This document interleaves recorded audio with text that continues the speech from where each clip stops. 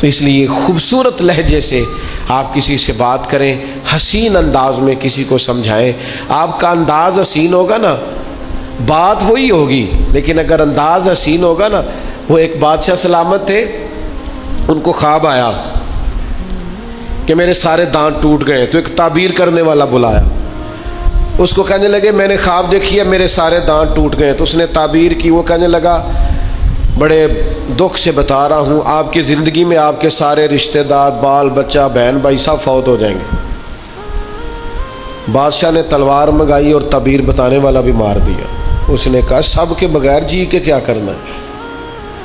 اس نے ایک اور بلایا تعبیر والا، اسے کہا تعبیر بتاؤ، خواب میں میرے سارے دانت ٹوٹ گئے ہیں۔ تو کہنے لگا بادشاہ سلامت مبارک ہو، اللہ تعالیٰ آپ کو اپنے خاندان میں سب سے لمبی عمر عطا فرمائے گا۔ بادشاہ نے اسے انعام دیا، تحفے دیے۔ اچھا یہ بتاؤ اللہ سب سے لمبی عمر عطا کرے گا، اس کا ترجمہ کیا ہے؟ وہی ترجمہ ہے نا جو پہلے نے کہا ہے۔ اس نے کیا کہا ہے؟ سارے مر جائیں۔ تو بادشاہ نے کہا بھئی سارے مر جائیں، جینا کیوں ہے؟ اور اس نے کیا کہا؟ اللہ تجھے، تو بات اگرچہ بے سلیقہ ہو کلیم، پر بات کرنے کو سلیقہ چاہیے۔ آپ بے سلیقہ بات بھی کریں پر مہربانی کریں کسی سلیقے سے تو کریں۔ تو لوگ سلیقے سے بات نہیں کرتے، لہذا اس کے نتائج ٹھیک نہیں نکلتے۔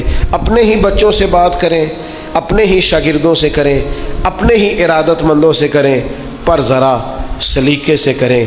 آپ ہی کی بات ہوگی، وہی لہجہ ہوگا، پر اس میں حسن پیدا ہو جائے گا۔ کچھ لوگ ایسے ہوتے ہیں جن کو دیکھتے رہنے کا، سنتے رہنے کا اور ان سے بات کرتے رہنے کا سنا ہے، بولے تو باتوں سے پھول جھڑتے ہیں۔ اگر یہ بات ہے تو چلو بات کر کے دیکھتے ہیں، تو لذت آتی ہے ایسے لوگوں سے گفتگو کرنے میں۔ اللہ تعالیٰ